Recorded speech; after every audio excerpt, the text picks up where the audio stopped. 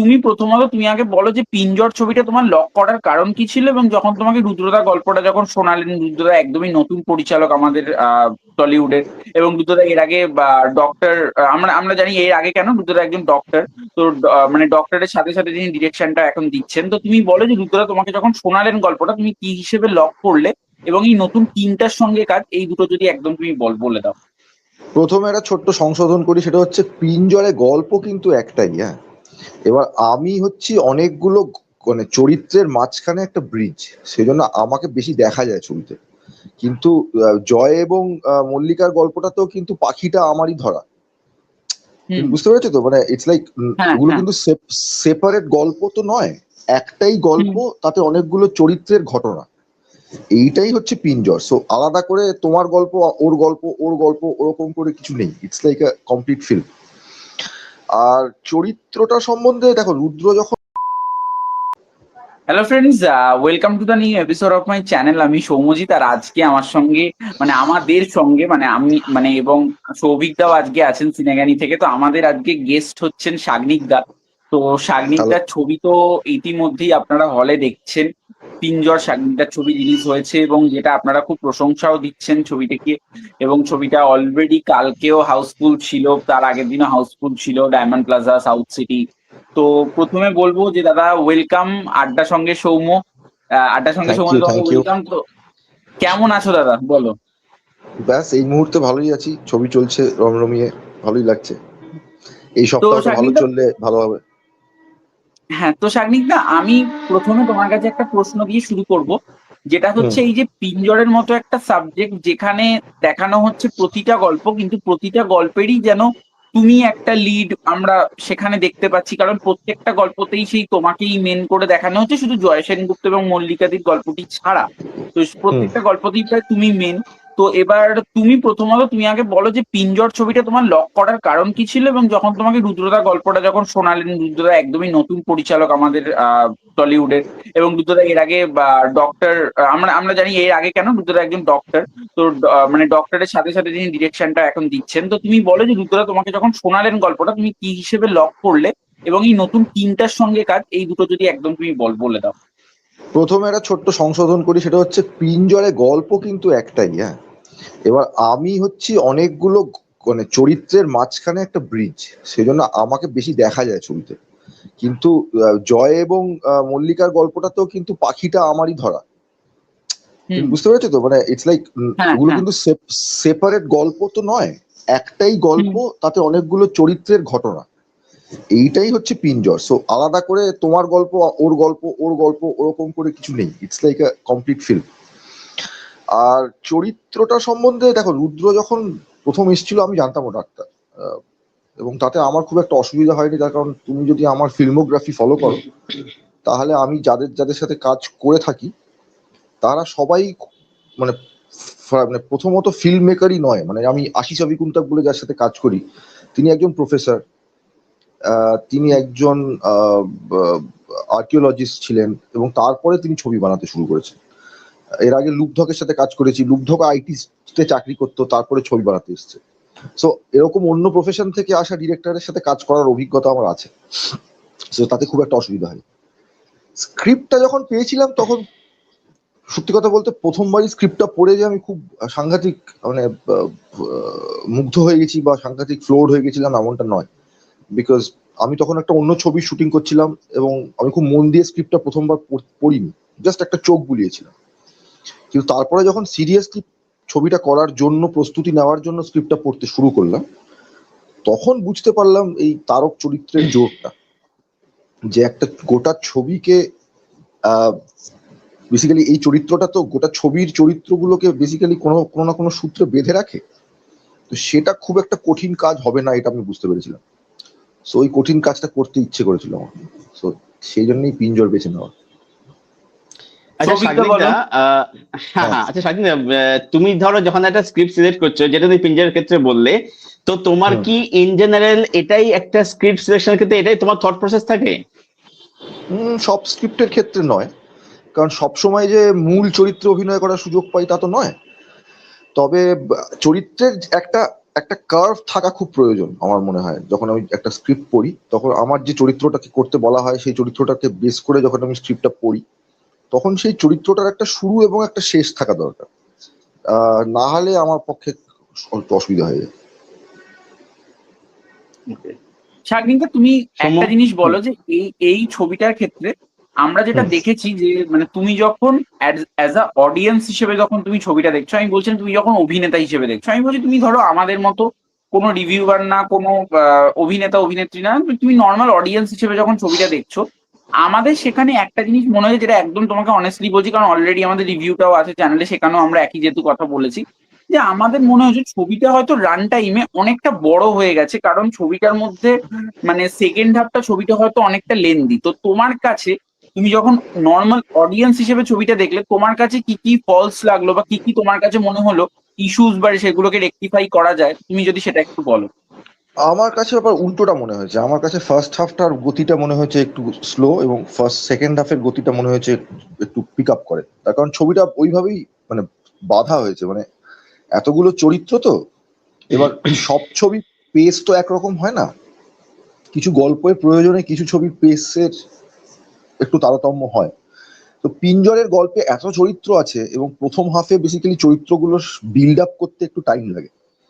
তো সেই জন্য প্রথম হাফটা আমার মনে হয়েছে যে একটু গতিটা কম, সেটা আরেকটু বাড়লে ভালো হতো। স্পেশালি আমার মনে হয়েছিল মল্লিকা দি এবং জয়েদার যে জায়গাটা, ওইখানে বেশ কিছু জায়গায় আমার মনে হয়েছিল যদি এডিট করে একটুখানি আমরা ছোট করে দেখতাম, বা যাই না, মানে আমার ওই কিছু কিছু পোর্শনই আমার খালি মনে হয় যে একটু হয়তো কমানো যেত। বাট সেকেন্ড হাফটা আমার মনে হয় ইন্ট্যাক্ট থাকাই দরকার। মানে সেকেন্ড হাফের যেটা হয় সেটা একদম পারফেক্ট আছে। ফার্স্ট হাফের গতিটা, এটা আমাকে অনেকে বলেওছে।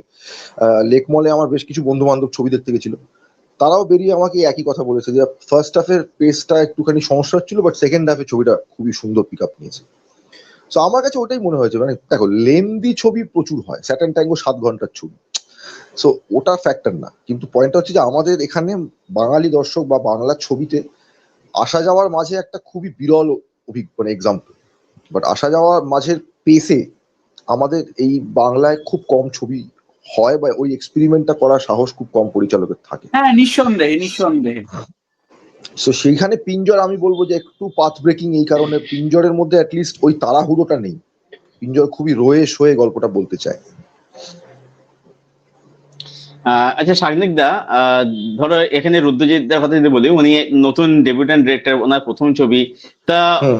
ওনাকে তোমরা কতটা হেল্প করেছো, মানে কাজের ক্ষেত্রে কত সাপোর্ট দিয়েছো, বা উনি তোমাদেরকে কতটা মানে অ্যাক্টিং এ সাপোর্ট করেছেন, বা এই যে জয় সেনগুপ্ত বা এই যে মল্লিকা ব্যানার্জি, যারা খুব পরিচিত পপুলার নাম, শতাক্ষী নন্দী মানে ট্যালেন্টেড অ্যাক্ট্রেস রয়েছে, তো সেই অভিজ্ঞতা কথা যদি শেয়ার করো আমাদের সঙ্গে। দেখো, এখানে শতাক্ষীকে আমি দীর্ঘ 16 বছর চিনি।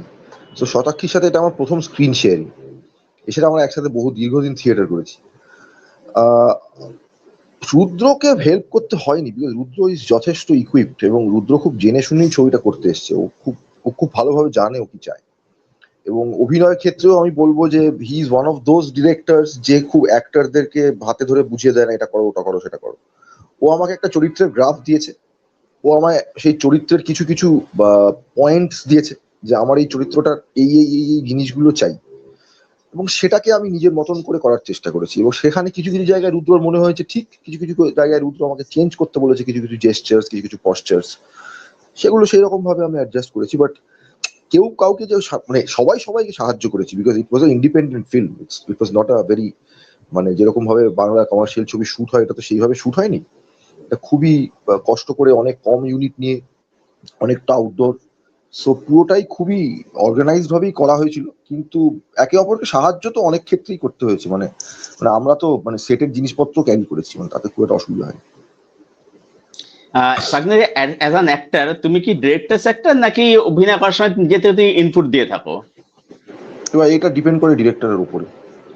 এইটা ডিরেক্টরস অ্যাক্টর তো সবাই, মানে everybody is a director's actor. Hmm. এবার ডিরেক্টর যদি একটা কিছু বলে তো অ্যাক্টর কি বলবে, না আমি ওটা করবো না, আমি আমার মতন করে করবো, এটা তো হয় না। ডিরেক্টর যা চাইবে ধীরে শেষে অ্যাক্টরকে সেটাই করতে হবে। এবার তোমার সাথে তোমার ডিরেক্টরের কিরকম আন্ডারস্ট্যান্ডিং বা কিরকম র্যাপো বা কিরকম ধরনের কেমিস্ট্রি, সেটার উপর ডিপেন্ড করছে আর কি। মানে রুদ্রর সাথে একটা সময়ের পরে রুদ্র জানে আমি কি করব, বা আমি জানি রুদ্র কি চায়।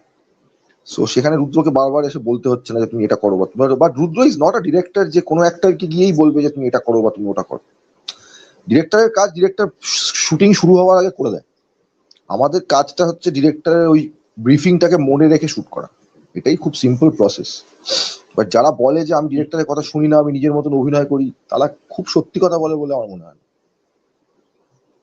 রুদ্রদা, একটা জিনিস তুমি বলো, যেটা হচ্ছে যে মানে তুমি যেহেতু থিয়েটারে করেছো এবং আমি দেখেওছি, মানে আগে তোমার পোস্টার বা এগুলো দেখেওছি, তো তুমি আমাকে একটা জিনিস বলো যে থিয়েটারের ক্ষেত্রে এবং এই সিনেমার ক্ষেত্রে আমরা একটা দেওয়াল দেখতে পাই। দেওয়ালটা বলতে মানে আমি নিজেও যেহেতু থিয়েটার করি, মানে থিয়েটারের ক্ষেত্রে কি হয়, আমাদেরকে কোনো রিহার্সালের মধ্যে অনেকটা দিন থাকতে হয়, সেটা এক মাস 2 মাস 3 মাস, কিন্তু যখন আমরা ফাইনাল এটা যখন করছি তখন একদম দর্শকের সামনে করতে হয়। ওখানে যদি কিছু ভুল হয় নিজেদেরকেই মেকআপটা দিয়ে দিতে হয়। এবার সিনেমার ক্ষেত্রে বা টেলিভিশন শো এর ক্ষেত্রে সেটা একদম অন্য। সেটা মানে তোমার ভুল হলে তুমি রিটেক দিয়ে তুমি করতে পারবে, একটা দাঁড় করাতে পারবে। তখন একটা যখন ধরো থিয়েটার করছো, সেখানে তো তোমার একটা প্রসেস আলাদা রকম থাকে। প্রসেস তো এখানে সেই একই প্রসেস যেটা রিহার্সালের মধ্যে এবং লাস্টে ফাইনাল গিয়ে, মানে থিয়েটারের ক্ষেত্রে আলাদা করে কিছু প্রসেস হয় না, মানে ওই রিহার্সাল আর এটা। এবার সিনেমার ক্ষেত্রে তুমি যখন মানে ফাইনাল যখন শটটা দিচ্ছ এবং সেখানে তো এই দুটোর মধ্যে পার্থক্যটা কি? এই দুটোর মধ্যে একটা তো পার্থক্য আমরা বুঝি যে থিয়েটারের ক্ষেত্রে সময়টা অনেকটা থাকে, সিনেমার ক্ষেত্রে হয়তো সময়টা সেই অনুযায়ী অনেকটা হয়তো থাকে না, অনেকটা রিহার্সালের মধ্যে দিয়ে আমরা যাই। তো তোমার কাছে এটা কি? দেখো, এটা একটা ক্লাসিক মানে মানে প্রশ্ন। মানে থিয়েটার আর সিনেমার একটা অদ্ভুত দ্বন্দ্ব চিরকাল তৈরি করেছে মানুষ, এবং এই দ্বন্দ্বটা থাকবেও যতদিন থাকবে। দুটো প্রসেস আলাদা বলতে দুটো মিডিয়ামই তো আলাদা। মানে একটা হচ্ছে লাইভ অভিনয় করছি আমি মানুষের সামনে, যেখানে কোনো সেকেন্ড টেকনিক।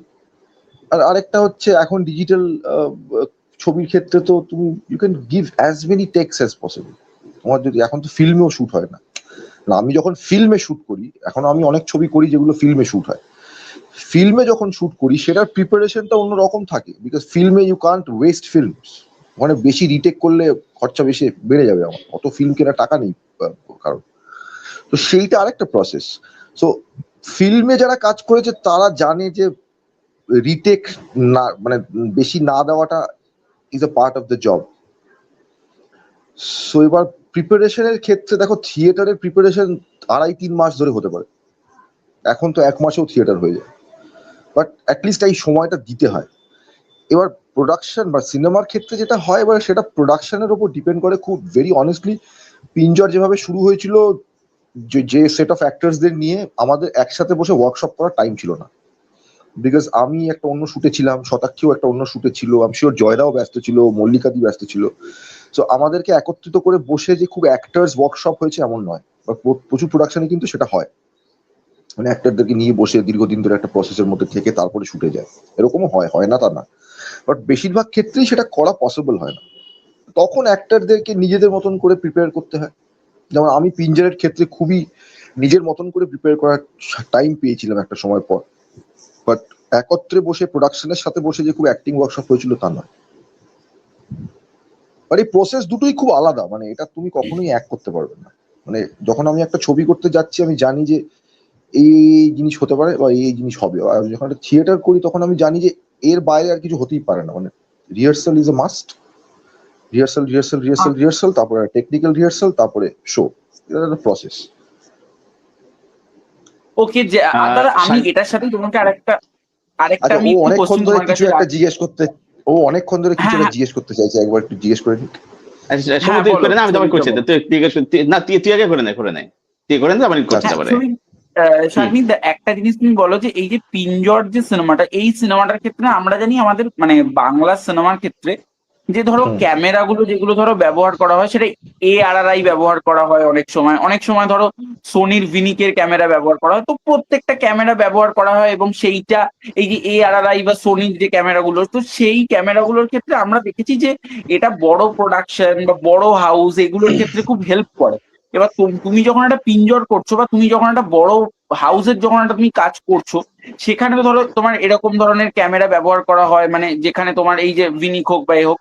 কিন্তু তুমি যখন একটা ইন্ডিপেন্ডেন্ট কাজ করছো, যখন তুমি পিঞ্জরের মধ্যে একটা ছবি করছো, সেইখানেও কি তুমি প্রসেসটা পুরো দেখছো যে কি ক্যামেরা ইউজ করা হচ্ছে, কি প্রসেসে এডিট করা হচ্ছে, সেগুলো কি তোমার চোখের মধ্যে মানে রয়েছে? সব প্রসেসে, সব প্রোডাকশনে এডিটে থাকতে হয় না। পিঞ্জরে আমাকে এডিটে থাকতে হয়নি। Pinjar had a set of editors and hmm. Camera, হ্যাঁ মানে ক্যামেরাটা আমি সবসময় আমার নিজের কৌতূহলে জিজ্ঞেস করি যে কি ক্যামেরায় শুট হচ্ছে, কোন কি এটা লেন্স এআরআই হচ্ছে। এর হয়েছে তো, মানে এটা কি না সোনিতে এটা হয়েছে না এআরআই? এটা না FX3 FX6, আচ্ছা, FX3 FX6 with 60 years, almost 60 years old vintage prime lens of Nikon। এইটা একটা নতুন এক্সপেরিমেন্ট হয়েছে এই ছবিতে, যে এই নতুন ডিজিটাল ক্যামেরার সাথে পুরনো লেন্সদের যে ব্লেন্ডিংটা হয়েছে, এইটা এর আগে কেউ করেছে বলে তো আমি জানি না, বা করে থাকলে আমি জানি না। তো এটা একটা নতুন ধরনের ছবিটা। এক্সপেরিমেন্ট হয়েছে। হুম হুম হুম হুম। আচ্ছা সাগনিক দা, আচ্ছা। একটা যে কোনো চরিত্র সিলেক্ট করার ক্ষেত্রে তোমার কি কোনো স্পেসিফিক মানে ফেভারিট কোনো জনরা রয়েছে? ধরো কেউ ধরো কমেডি করতে ভালোবাসে, কেউ ধরো রোম্যান্স, কেউ ধরো অ্যাকশন করতে ভালোবাসে, তোমার কি কোনো ফেভারিট জনরা রয়েছে, নাকি যে কোনো একটা ভালো চরিত্র পেলেই তুমি সেটা করতে রাজি হয়ে যাও? এক তো আমায় কেউ পাঠ দেয় না, প্রথম কথা, তো সেই জন্য অত বিলাসিতা আমার নেই। তৃতীয়ত আমার না ওরকম কোনো চরিত্রের প্রতি আমার ফ্যাসিনেশন নেই। আমি একজন অভিনেতা, আমাকে যদি যে কোনো চরিত্র দিলেই আমি করতে চাই আর কি। মানে আলাদা করে আমি এটা করতে চাই বা আমার ফ্যান্টাসি চরিত্র এটা, এরকম কিছু নেই। হ্যাঁ মানে আমার দীর্ঘদিনের শখ মঞ্চে হ্যামলেট করা, সেটা কখনো করে ওঠা হয়নি। ওটা যদি বলতে পারো স্বপ্নের কোনো চরিত্র যদি তুমি করতে চাও, সেটা I think that is Hamlet. এছাড়া মানে এই মুহূর্তে দাঁড়িয়ে পুলিশ ইন্সপেক্টরের চরিত্র বা থ্রিলারের কোনো সাইকোপ্যাথের চরিত্র, ওরকম আলাদা কোনো ফ্যাসিনেশন নেই। চরিত্রটা একটু গ্রাফটা ঠিক হলেই আমার ইন্টারেস্ট লাগে আর কি। ওকে। আচ্ছা সাগনিক দা, আচ্ছা। একটা জিনিস বলা সেটা হ্যাঁ, একটা জিনিস বলা সেটা হচ্ছে যে আহ, আমরা এখন দেখতে ইভেন একটা দেখছি যে তারা কিন্তু মাস কিন্তু অভিনয় কিন্তু করছে, তা তোমার কি আমরা কোনো দেখতে পেতে পারি ইন কিসে ফিউচার কিসে কিসে অভিনয় মাস করছে? মাস ফিল্ম?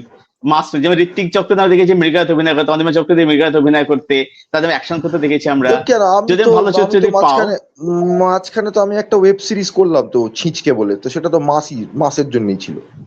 তো পিঞ্জরও তো মাসের জন্যই ছিল। ওরকম মাস আর নন মাস আলাদা করা যায় নাকি? আবার পয়েন্টটা হয়ে গেছে যে আমি যেহেতু দীর্ঘ এত বছর ধরে শুধুই অল্টারনেটিভ এবং আহ, আহ, কি বলবো ইন্ডিপেন্ডেন্ট ছবিতে অভিনয় করেছি বলে আমার একটা ট্যাগ তৈরি হয়ে গেছে যে আমি শুধু এই ছবিতেই অভিনয় করি।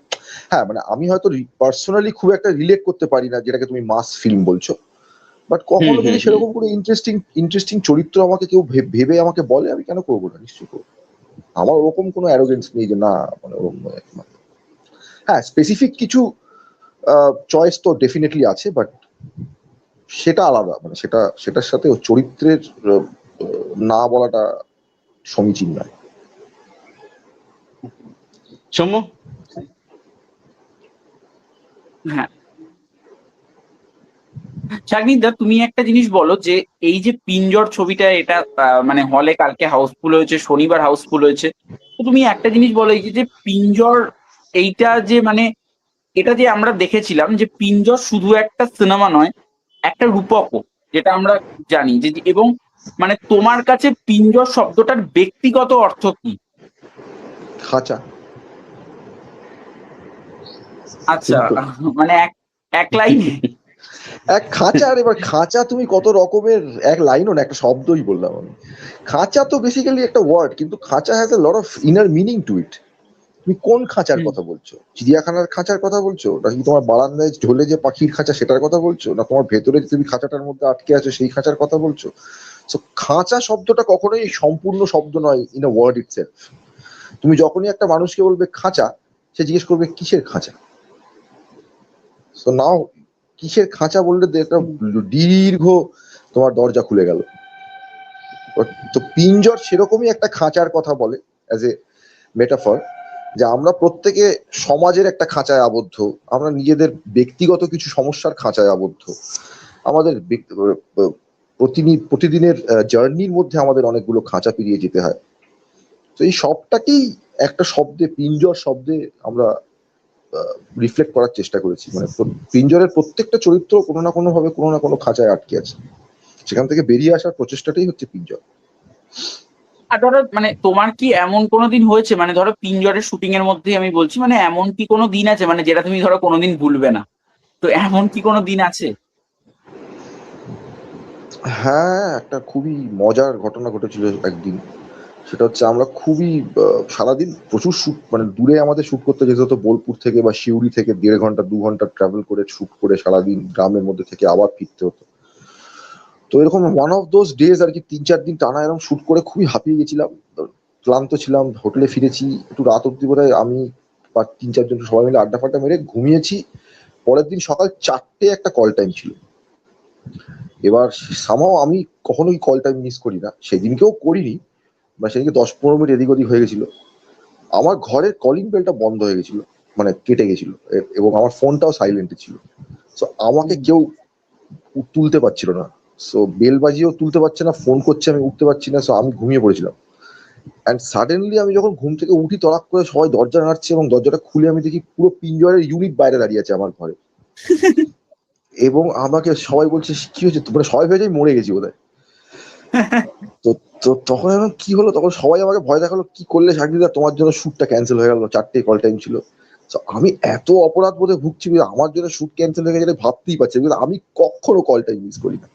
তারপরে দেখলাম না, ব্যাপারটা ওরকম নয়, ব্যাপার জাস্ট 4টেই বেজেছে। আমাকে অনেকক্ষণ ধরে ডাকছিল, আমি শুনতে পাচ্ছিলাম না, so they got panic. So ওইটা একটা খুবই স্মরণীয় ঘটনা, মানে ওটা কোনোই ভুলবো না আমি, মানে। সৌভিকদা বলো। হ্যাঁ, আচ্ছা শাহিদা, একটা জিনিস বলো, সেটা হচ্ছে যে একজন অভিনেতা হিসেবে যে যে কোনো ফিল্ম ইন্ডাস্ট্রিতে, বাংলা বলে না, যে কোনো ইন্ডাস্ট্রিতে এই ব্যালেন্স থাকাটা কত প্রয়োজন। ধরো একটা পিঞ্জরা যেমন হচ্ছে, আর পাশাপাশি ধরো আমি যদি ফর এক্সাম্পল যদি বলি ধুরন্ধরের মতো ছবি যে হচ্ছে, এই দুটো দু রকমের ছবি, সেটা এই ব্যালেন্সটা হওয়াটা বা লাইন হওয়াটা কতটা জরুরি বলে তোমার মনে হয় একটা যে কোনো ইন্ডাস্ট্রির ক্ষেত্রে? দেখো, সব ধরনের ছবি চলবে এটাই কাম্য। ধুরন্ধরের একটা দর্শক আছে, পিঞ্জরের একটা দর্শক আছে, আবার বুম্বাদার একটা দর্শক আছে, প্রত্যেকেরই দর্শক আছে। সো আমাদের ছবিরও দর্শক আছে ডেফিনেটলি, কিন্তু পয়েন্টটা হচ্ছে যে পিঞ্জর বা অন্যান্য ইন্ডিপেন্ডেন্ট ছবিদের ক্ষেত্রে যেটা হয়, সেটা হচ্ছে যে ইন্ডাস্ট্রি সাপোর্টটা তো থাকে না, এক প্রচন্ড একা লড়ে পুরো ব্যাপারটা করতে হয়। সো আমরা যে সংখ্যক হল পেয়েছি সেটা খুবই সামান্য, সো সেইটুকু নিয়েই লড়তে হচ্ছে আমাদের। সো তার মধ্যেই মানুষ আসছে, দেখছে, ভালো লাগছে তাদের, তারা জানাচ্ছে। সো এইভাবেই ইন্ডিপেন্ডেন্ট ছবি তো চিরকালই একটুখানি, মানে কি বলবো, সাইড লাইন না।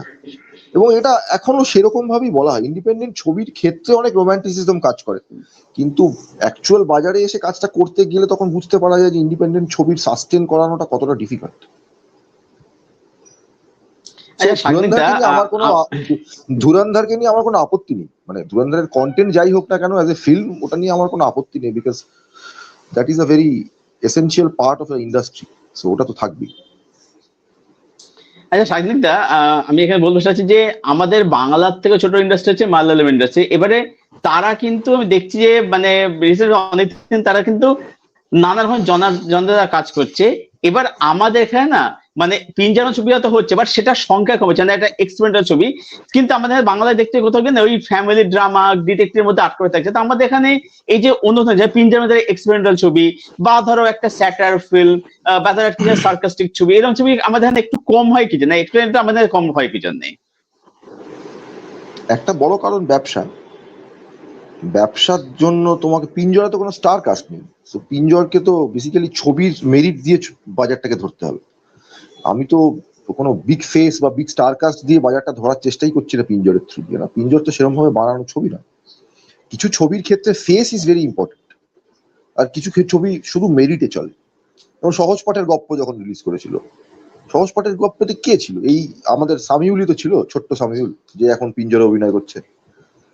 সো তখন সহজ পাঠের গপ্প তো মানে মানুষ তো দেখেছে, পছন্দ করেছে, এবং যথেষ্ট যথেষ্ট মানে পুরো মানে প্রশংসিত হয়েছিল ছবিটা। বাট স্ট্রাগল যথেষ্ট করতে হয়েছে মানুষ মুকুল পালকে, আই এম শিওর, বিকজ ছবিটা চালানো খুব সহজ ছিল না। পিঞ্জরকেও খুব সহজে যে এই সব কত শনি রোববার হয়তো হাউসফুল হয়েছে, প্রথম এসছে, উইকেন্ড ছিল, বাট এই পুরো সপ্তাহটা পিঞ্জর কিভাবে চলে সেটার উপর ডিপেন্ড করবে অনেক কিছু। বিকজ অনেক ছবি হয়তো অনেক স্টার কাস্ট এবং বড় বড় ইয়ে নিয়ে হল পাবে এবং তারা চলবেও মানুষ না গেলেও, কিন্তু আমাদের ছবি যদি দুদিন পর লোক সংখ্যা কমে যায়, আমাদের হল সংখ্যাও কমে যাবে। সেই লড়াইটাও আমাদের লড়তে হয়। সো অনেকগুলো বাধা আছে ইন্ডিপেন্ডেন্ট ছবির ক্ষেত্রে। এখনো আমরা ইন্ডিপেন্ডেন্ট ছবিকে খুব যে বাজারে জায়গা দিতে পারছি তা নয়। সৌম্য, সৌম্য মিউট হয়ে গেছে বোধহয়। হ্যাঁ শাগনিদা, একদম লাস্ট পর্যায়ে সৌম্য চলে মিটে এসেছি। গেছে। আমি তোমাকে একটা কোশ্চেন করব যে মানে দর্শক যখন ছবিটা হলে দেখছেন বা দেখবেন, তারা কি নিয়ে হল থেকে বেরোবেন সেটা তুমি মানে মানে সিনেমার একজন মানে নায়ক হিসেবে বলে দাও। প্রথম কথা, সিনেমার নায়ক আমি নই, সিনেমার নায়ক পাখিটা। দেখো, কি নিয়ে ফিরবে এটা বলা ডিফিকাল্ট এক কথায়, কারণ কাকে কোন চরিত্রটা কিভাবে হিট করবে আমি তো জানি না। কেউ হয়তো শতাক্ষীর যে চরিত্রটা ওখানে ও করছে সেই চরিত্রটার মানে পারমিতার চরিত্র আর কি, পারমিতার চরিত্রের যে একাকিত্বটা কেউ হয়তো সেটাকে রিলেট করতে পারবে। কেউ পারমিতার যে গার্হস্থ্য জীবনের যে সাফারিংটা সেটার সাথে রিলেট করতে পারবে। কেউ হয়তো ইকবালের যে স্বপ্ন সেটার সাথে রিলেট করতে পারবে। কে কোন চরিত্রের সাথে আত্মস্থ হবে এবং কে কোন চরিত্রটাকে নিয়ে বেরোবে সেটা দেখার জন্য একটু পিঞ্জর দেখতে এলে মানুষ নিজেই বুঝতে পারবে যে তারা কি নিয়ে ফিরবে। অনেক রসদ আছে, অনেক অনেক মানুষের গল্প মানুষকে ছোবেই কোনো না কোনো ভাবে। সেটা পিঞ্জর হোক বা অন্য কোনো ছবি হোক না কেন। আচ্ছা শাগনিক দা, পিঞ্জর যে সময় তোমার রিলিজ করলে, তো তোমাদের কি মাথায় কোনো স্ট্র্যাটেজি ছিল যে এই সময় একটা বিশ্বকাপ ফুটবল যে ফ্যাক্টর হতে পারে, বা অন্যদিকে সুরিন্দর ফিল্মস আজ অর্ধেক রয়েছে, হলিউড থেকে ইভিল ডেড বার্ন মতো বড় ছবি রয়েছে, এরকম কি মাথায় কিছু ছিল? না, সেরকম কিছু ছিল বলে আমার মনে হয় না। তার কারণ আমরা পিঞ্জরকে একটা এই ভোট টোট হেন তেন কাউন্টিং, সরকার পরিবর্তন, ওই পুরো সমস্যাটার মানে পুরো প্রসেসটা শেষ হওয়ার পরেই আমাদের পিঞ্জর রিলিজ করানোর প্ল্যানটা ছিল। বাট আর কোন ছবি হলে আসে সেরকম করে দেখে তো আর ছবি রিলিজ করা ডিফিকাল্ট না। তখন আমরা কম্পিট করতে তো আসিনি, আমরা ছবি দেখাতে এসেছি। সো ছবি যদি দেখার থাকে মানুষ এমনি দেখবে। ওরকম হিসেব করে হল মানে সময় বুঝে ছবি ফেলে ছবি ওরকম ফর্মুলায় আমার মনে হয় না ইট ওয়ার্কস। তো এটা জানতে পারছি যে এই যে পরিবর্তন তোমরা কতটা আশাবাদী, মানে তোমার ধরো যে কোনো ইন্ডাস্ট্রি ক্ষেত্রে, মানে এই যে সমান যে খারাপ বড় ছোট ছবি। It's too early to speak. It's too early to speak. তো এই মুহূর্তে থ্যাংক ইউ দাদা। কিছুই বলার। হ্যাঁ। তো থ্যাংক ইউ দাদা, আমি বলবো যে তোমাকে টাইম দেওয়ার জন্য। আমি বলবো লাস্টে তুমি অডিয়েন্সদের উদ্দেশ্যে কিছু বলো। অডিয়েন্সদের উদ্দেশ্যে একটাই কথা বলবো যে একটা বাংলা ছবি পিঞ্জর, আপনারা যদি বাংলা ছবির কে ভালোবাসেন, বাংলা ইন্ডিপেন্ডেন্ট ছবির পাশে থাকতে চান, আপনারা প্লিজ আসুন হলে, ছবিটা দেখুন, এবং যদি ভালো লাগে মানুষদের বলুন এবং বেশি করে লিখুন ছবিটা সম্বন্ধে, যাতে মানুষ পড়তে পারে। এখন সোশ্যাল মিডিয়ায় অনেকেই কিছু পড়ে তারপরে আসে। সো আপনারা যত ছবিটা দেখবেন এবং লিখবেন মানুষ জানতে পারবে, তত লোকে আসবে, তত হল ভরবে। যদি হল ভরে আমরা আরো এক সপ্তাহ আরো বেশি সপ্তাহ দেখাতে পারবো ছবিটা। এইটুকুই। তো থ্যাংক ইউ দাদা। আমি লাস্টে বলবো যে অডিয়েন্সদের আড্ডাটা ভালো লাগলে থ্যাংক ইউ সো মাচ। আমি বলবো লাস্টে যে অডিয়েন্সদের আড্ডাটা ভালো লাগলে লাইক করবেন, কমেন্ট করবেন, শেয়ার করবেন আমার চ্যানেল সৌভিকদার চ্যানেল। থ্যাংক ইউ দাদা, থ্যাংক ইউ প্রত্যেককে। Thank you so much. Thank you চলো বাই বাই।